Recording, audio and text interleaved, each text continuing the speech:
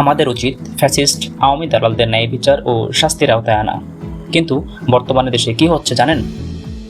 আসুন জেনে নেই।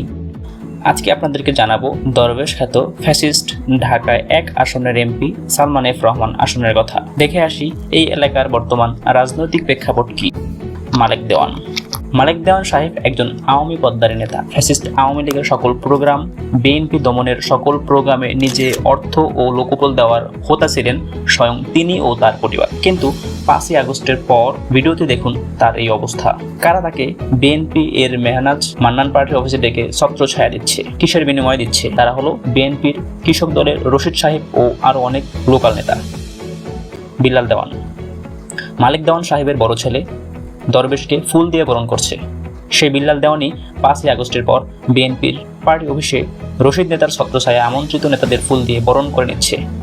মুসলিম উদ্দিন পায়েল, দেওয়ান বাড়ির ভাতিজা, ছাত্রলীগ পদ্মারী নেতা। ছাত্র আন্দোলনে ছাত্রদের দমন করতে ঢাকার বিভিন্ন এরিয়া, দোহার, নবাবগঞ্জের আগস্টের 3, 4 ও 5 তারিখ স্বয়ং নিজে গিয়েছিল। সেই পায়েল এখন এমদাদুল দেওয়ান ও রতন দেওয়ানদের ছত্রছায়ায়। আর এমদাদুল দেওয়ান ও রতন দেওয়ান এখন বিএনপি নেতাদের ছত্রছায়ায়।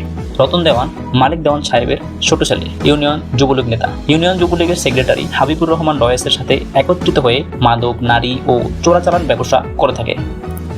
এমদাদুল দেওয়ান মালেক দেওয়ান সাহেবের 5ম ছেলে। তিনি একজন কট্টর খুনি আওয়ামী লীগের সদস্য। টাকা দিয়ে কিশোর গ্যাং পুষে এবং সন্ত্রাস ও চাঁদাবাজি করার জন্য উস্কানি দিয়ে থাকেন। টাকা ঢেলে ফাঁড়ি ও থানা ম্যানেজ করে থাকেন। মালেক দেওয়ানের ছেলে মাসুম দেওয়ান ও বিল্লাল দেওয়ান নবাবগঞ্জ উপজেলার খুনি আওয়ামী লীগের সভাপতি ঝিলু মিয়া ও যুবলীগের সভাপতি মোয়াজ্জেম মিয়ার সাথে লিয়াজু করে ক্ষমতার অপব্যবহার করত। অন্যদিকে শাহিন দেওয়ান সর্বদা দেশের বাইরে থেকে আওয়ামী লীগের পক্ষে সামাজিক যোগাযোগ মাধ্যমে সর্বদাই পোস্ট দিয়ে যাচ্ছে। তাদের সবাইকে ছত্রছায়া দিচ্ছে কৃষক দলের রশিদ সাহেব, হুমায়ুন মোল্লা ও ছাত্র দলের নেতা মেহেদী হাসান বিপ্লব। তারা মূলত দোহার নবাবগঞ্জ উপজেলায় রশিদ সাহেবের শ্রদ্ধেয় আব্দুল মান্নান সাহেবের মেয়ে মেহনাজ মান্নান সাহেবের রাজনীতি করে থাকেন।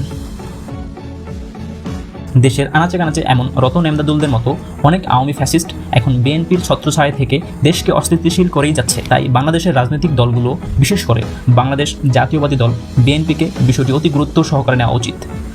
সুবিধাভোগী ও আওয়ামী পুনর্বাসনে লিপ্ত নেতাদের বিরুদ্ধে উপযুক্ত ব্যবস্থা নিয়ে আওয়ামী দালালদের শিকড় উপচে ফেলে দ্রুত দেশকে ফ্যাসিস্ট মুক্ত করা উচিত।